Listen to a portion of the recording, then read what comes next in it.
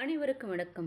இளங்கலை தமிழ் முதலாம் ஆண்டு படிக்கக்கூடிய மாணவர்களுக்கு பாடப்பகுதியாக இருக்கக்கூடிய அழகு 4 சிறுகதை 9வது சிறுகதை வாகனம்.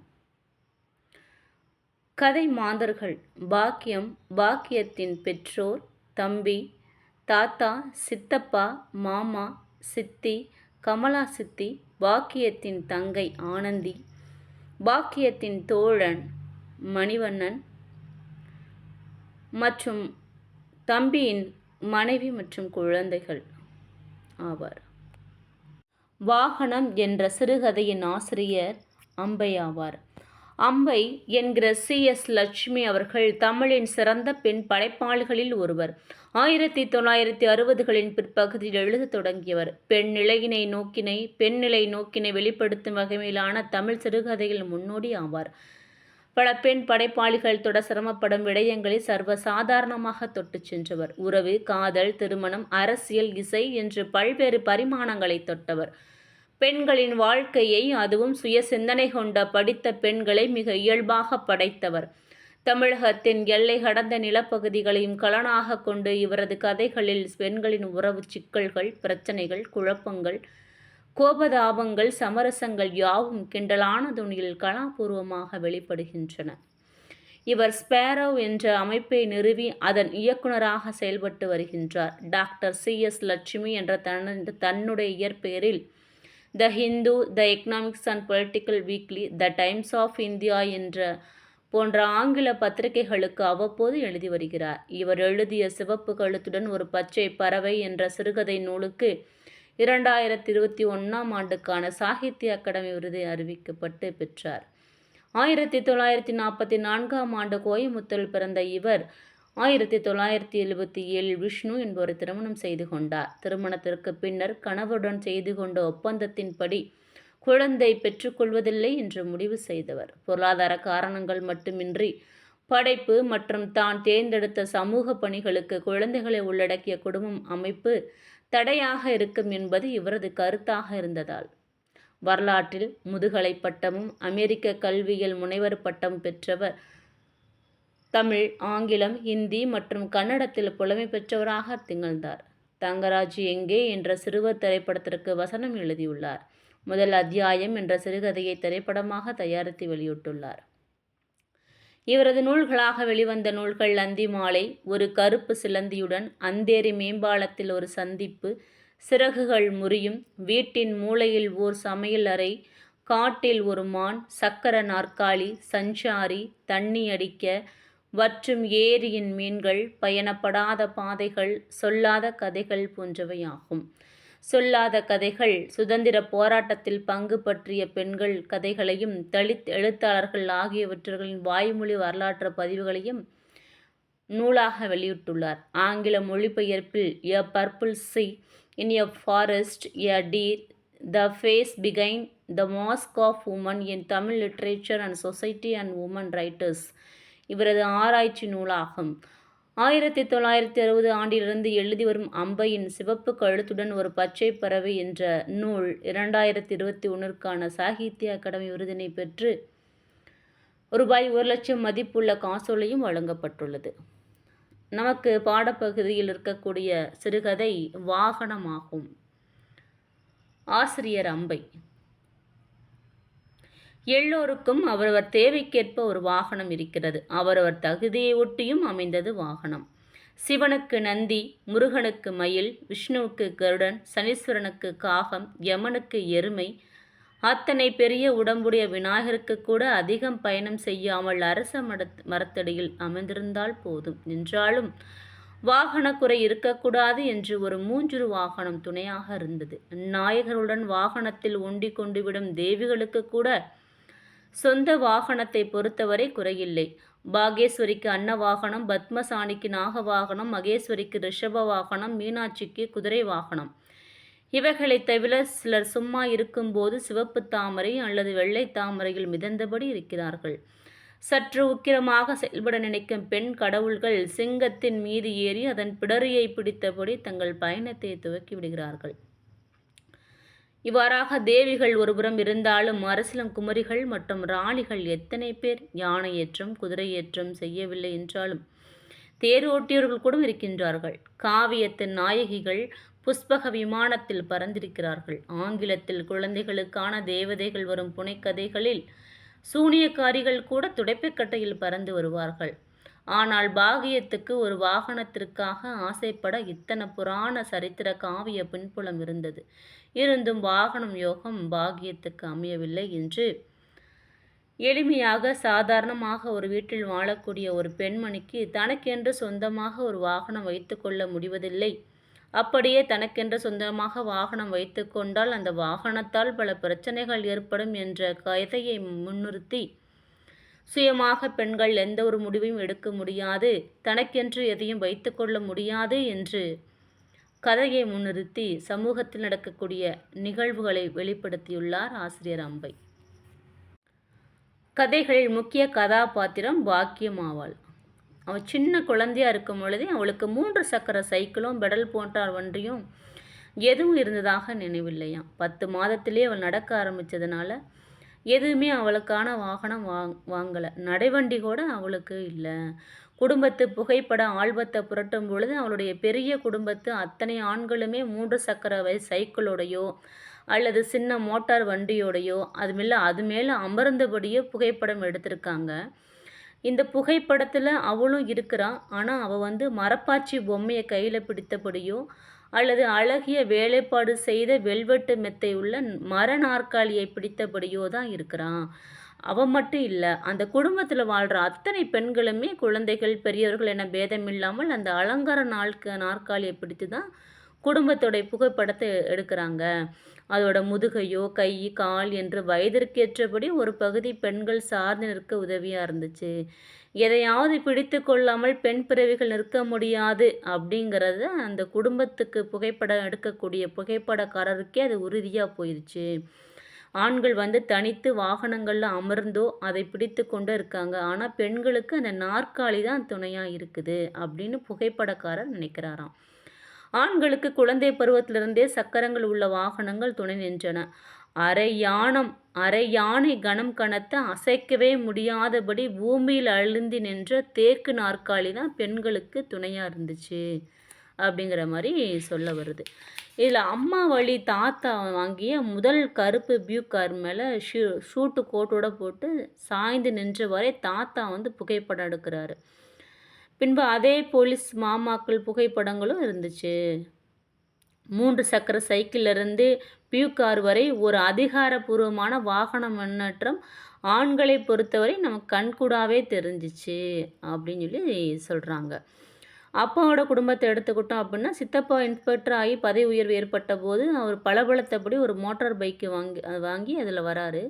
அதில் சித்தியை ஏற்றி கொண்டு சுற்றியது மட்டும் இல்லாமல் அவளை அதன் மேலே அமர்த்தி பல புகைப்படங்களையும் அவர் எடுக்கிறாரு. ஆனால் பல விமர்சனங்களை கிளப்புகிறது குடும்பத்தில்.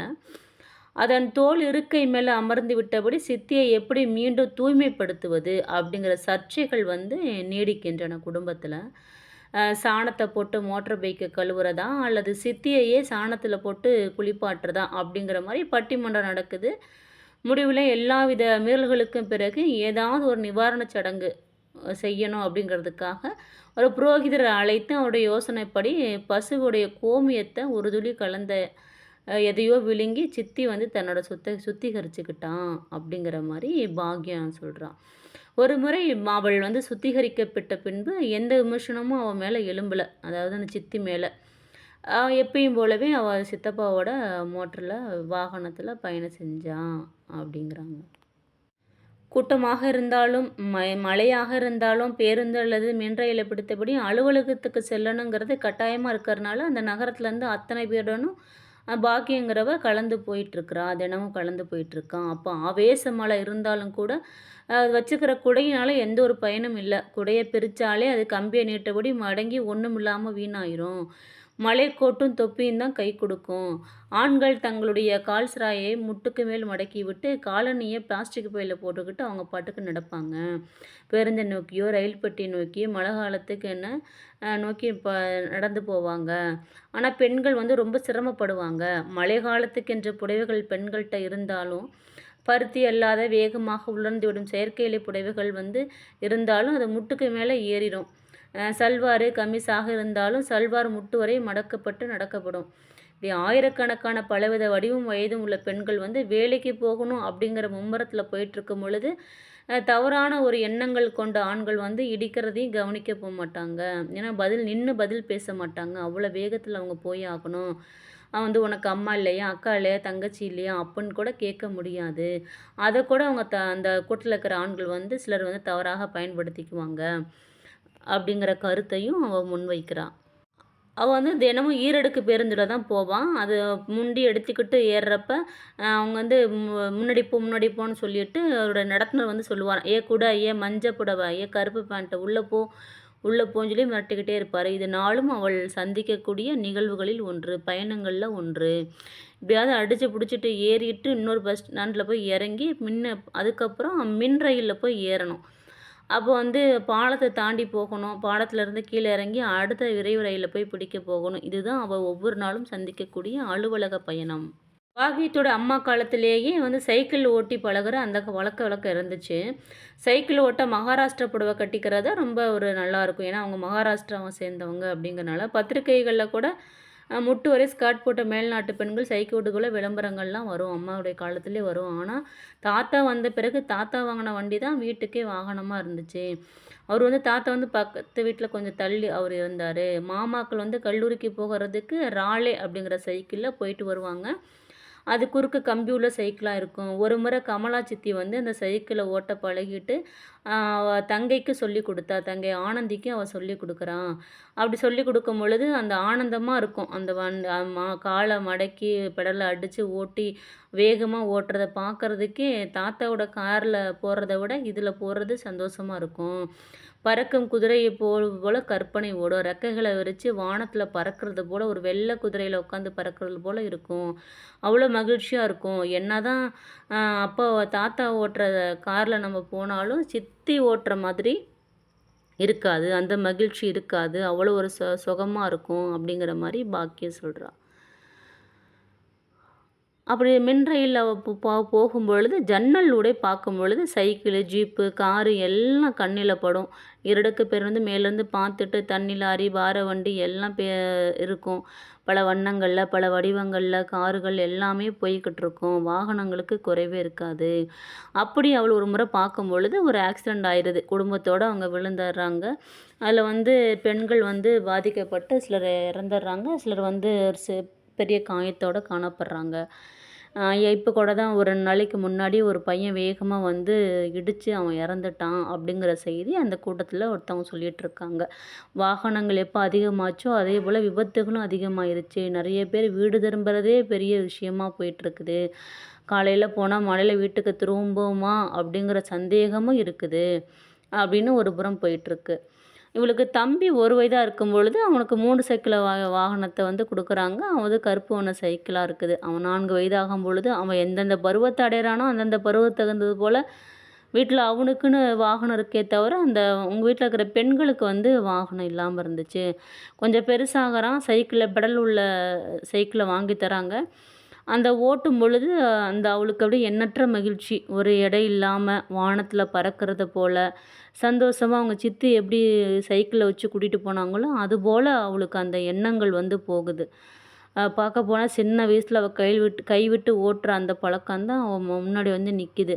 அவ்வளோ சந்தோஷமாக இருந்துச்சே அப்படின்ட்டு. ஒரு முறை அப்படி சந்தில் ஓட்டி காட்டுறப்ப தம்பிக்கிட்ட சவால் விட்டுட்டு ஓட்டி காட்டுறப்ப போய் குப்பை தொட்டி மேலே ஏறி சர்க்கஸ் விட்றேன்னு விட்டு கையை உடச்சிக்கிறான். அது மாங்காய் மாதிரி வீங்கிக்குது முழங்கை. உடனே அம்மா திட்டுறாங்க, இனிமேல் சைக்கிள் பக்கம் போனால் அவ்வளோதான், இனிமேல் உன்னை அடித்து உட்கார வச்சுருவேன் அப்படின்னு அம்மா மிரட்டுறாங்க.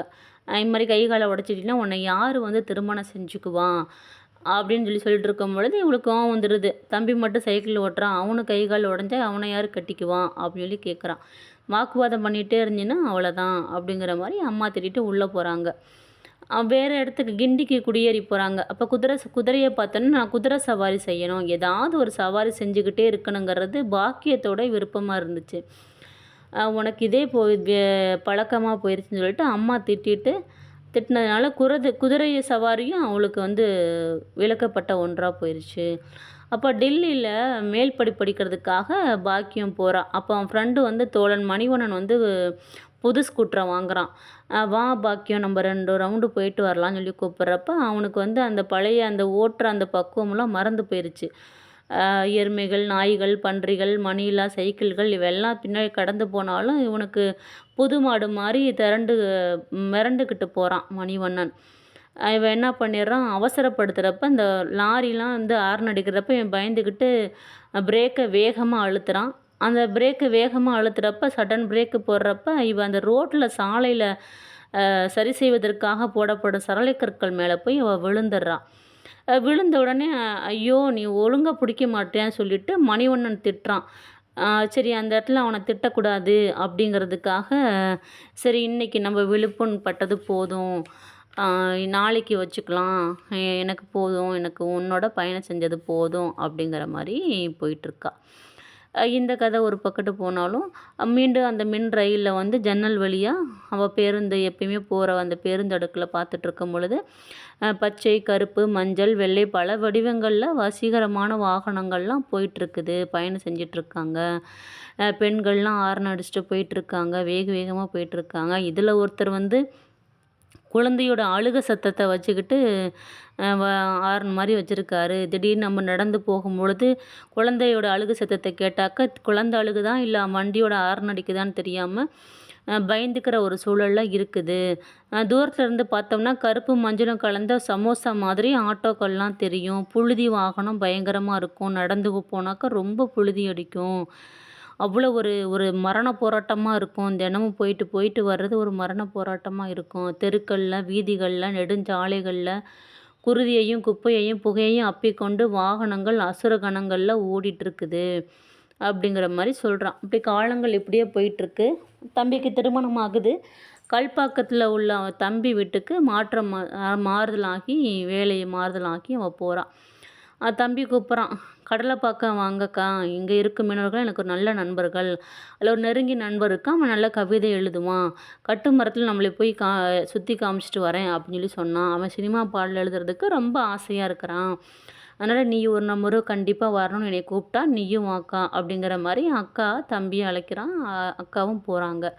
அங்கே போய் சேர்ந்தோடனே தம்பி குழந்தைகளும் தம்பியோட மனைவி அக்கா பாக்கியம் சேர்ந்து போகும்பொழுது அங்கே இருக்கிறவங்க வந்து பொம்பளைங்க வந்து கட்டு மரத்தில் ஏற்றக்கூடாதுங்கிறது மாதிரி என் தம்பியோட நண்பன் வந்து தயங்குறான். சரின்னு சொல்லிட்டு அப்புறம் ஏற்றிக்கிறாங்க. ஏற்றிட்டு எல்லாம் கடல் பயணத்தை மேற்கொள்ளும் பொழுது உனக்கு குமட்டல் வரும், அதனால் நீ கடலை பார்க்காம வானத்தை பார்த்துக்கிட்டே வா, ரசிச்சுக்கிட்டே வா அப்படிங்கிற மாதிரி சொல்லிட்டுருக்கிறப்ப வானத்தை ரசிச்சுக்கிட்டே அதில் வந்து சாப்பிட்டுக்கிட்டே பார்த்துக்கிட்டே போயிட்டே இருக்காங்க. அந்த நாள் அவங்களுக்கு ரொம்ப சந்தோஷமாக முடிஞ்சிச்சு. அந்த கட்டுமர பயணம் சந்தோஷமாக அமைஞ்சிச்சு. வீடு திரும்பியது எலுமிச்சம்பழ சர்பத்து கொடுக்குறீங்களா அக்கான்னு சொல்லி தம்பி மனைவி கேட்குறப்ப ஆமாம் எனக்கு கொஞ்சம் கொடு அப்படிங்கிற உடனே அந்த எலுமிச்சம்பழம் பழம் வாங்குறதுக்கு சைக்கிளில் சருன்னு அதை எடுத்துக்கிட்டு தம்பியோட மனைவி போகிறாங்க. அதுக்காக கொஞ்சம் நேரம் கழித்து தம்பியோட பிள்ளைங்களும் எடுத்து ஓட்டுறாங்க. இவளுக்கு மாலை நேரத்தில் சைக்கிள் ஓட்டணும்னு ஆசை வருது. தம்பி பொண்ணும் பையனும் உற்சாகமாக உடனே வர்றாங்க. சைக்கிளை தள்ளி ஏறுவது மறந்து போயிடுச்சு அவளுக்கு. ஒரு ஓரமாக நிற்க வச்சு கல் மேலே ஏறி அதில் வந்து குறுக்க போகிறா. ஒரு தெருவில் போகும்பொழுது பெரிய மணல் இதெல்லாம் வந்து பெருசாக முன்னாடி வந்து நிற்கிற மாதிரியும் முள்வெளி சுற்றி கொண்டு நிற்கிற மாதிரியும் அவளுக்கு கொஞ்சம் பயமுறுத்துகிற மாதிரி இருந்துச்சு. அடித்து ஓட்டும் பொழுது கால் செருப்புகளில் கழன்று விழுந்துருது. உடனே ஐயோ அத்தை மணல் மேலே ஏற்றுங்க, சைக்கிள் நின்றும் அப்படின்னு சொல்லி சொல்கிறப்ப அவள் வேகமாக அழுத்தி பிரேக் போடுறா. அப்படியே விழுந்துடுறா. உடனே தம்பி பார்த்துக்கிட்டு ஏங்க்கா இதெல்லாம் தேவையாங்க்கா, அமைதியாக இருங்கக்கா, கை கால் சிராய்ப்பு வந்துட போதுங்க்கா அப்படின்னு சொல்லிட்டு அவரை கொஞ்சம் சிராய்ப்பு வந்துருச்சு. அதுக்கு மருந்து போட்டுக்கிட்டே சொல்கிறான். விடாப்பிடியாக மறுநாள் காலையில் தம்பி குழந்தைகள் ஓசைப்படுத்தாமல் வெளியே வந்து அத்தை உங்களால் முடியும், நீங்கள் எழும்புங்க, நீங்கள் எந்திரிங்க, ஓட்டுங்க அப்படின்னு உற்சாகமாக கைத்தட்டி ஓட்டுறாங்க. அப்போ ஒரு ராணி போல் நல்ல சைக்கிள் ஓட்டின அந்த தருணத்தை வந்து ஒரு ராணி போல் உணர்றாள் பாக்கியம். உடனே திட்டமே போடாமல் ஒரு வாகனம் அவளுடையதாக ஆயிடுச்சு. சக்கரமும் இல்லாமல் சுற்றுப்புறச்சூழலை மாசுபடுத்தாத வாகனம், ஓசையின்றி மோதல் இல்லாமல் ரத்தம் இயங்கும் வாகனம், இது ரத்தம் இல்லாமல் இயங்கும் வாகனம், அதே மின்னியக்க வாகனம். அதாவது ஒரு கம்ப்யூட்டர் சாஃப்ட்வேரில் நல்ல ஒரு வேலையில் இருக்கிறா, அதுதான் அவளுக்கு வாகனமாக போயிடுச்சு. எல்லாமே அவளுக்கு வாகனமாக இருந்தாலும் அது வந்து அவளுக்கு கை கூடலை. கடைசியாக அவள் வேலை பார்க்குற கணிப்பொறி உடைய அந்த மூஞ்சூர் வாகனம் தான் அவளுக்கு வாகனமாக அமைஞ்சிச்சு. பாம்பு, சிங்கம், அன்னம், குதிரை என்று வாகனம் அமைத்து கொண்ட வழியில் அவளுக்கு ஒரு வாகனம் கிடச்சிருச்சு. அது வந்து அரக்கர்களை அழிக்கும், தேவர்களை சந்திக்கும், மின்னியக்க தருணம் பார்க்க ஆரம்பித்து விட்டாள். அவள் வந்து எப்படி பழைய அரக்கர்கள்லாம் கொல்லணும் அப்படிங்கிறதுக்காக எப்படி தேவிகள்லாம் வந்து அவதாரம் எடுத்தாங்களோ அதுபோல் நம்ம வந்து இந்த உலகத்தில் வந்து சாதிக்கணும் அப்படின்னாக்க நம்ம மின்னியக்க தருணத்தை வாகனமாக எடுத்துக்கணுங்கிற மாதிரி இந்த கதை முடியுது. நன்றி, வணக்கம். இந்த வீடியோ பிடித்திருந்தால் லைக் பண்ணுங்கள், ஷேர் பண்ணுங்கள், சப்ஸ்கிரைப் பண்ணுங்கள். நன்றி, வணக்கம். அனைவருக்கும் வணக்கம்.